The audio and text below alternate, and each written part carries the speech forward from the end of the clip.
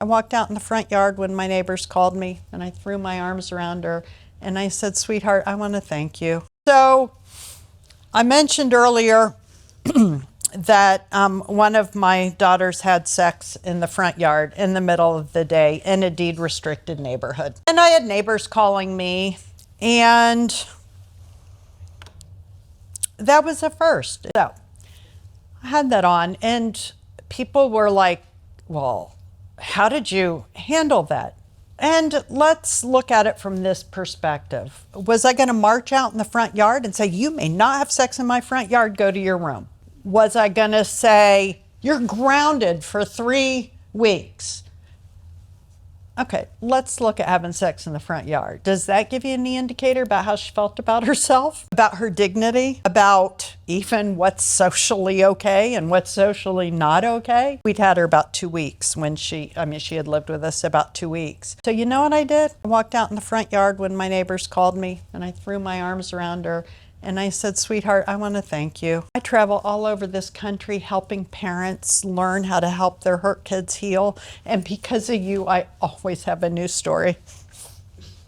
And I went back in the house. She'd been adopted 6 times before us and kicked out for things a little bit more minor than that. So I know in her mind, I knew it was going to be weeks before she was regulated, because she knew we were going to kick her out too. So I didn't do anything except the drive-bys, and I'd walk through the kitchen and I'd say, "Oh baby, when you know your value, it's going to be a good day." I'd walk through and say, "Oh, when you find a man who knows how to treat you right, we're going to have a party."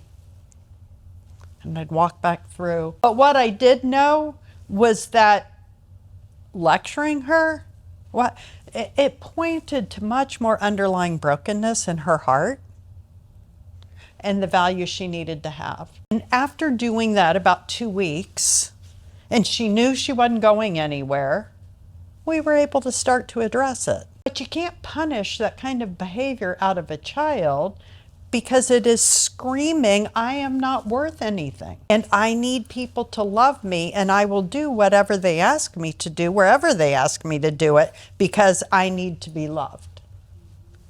That experience for us, I think, made a difference, because I think she fully expected us to kick her out or yell at her or degrade her. And when none of that happened, I think she went, "Oh, maybe I can do differently."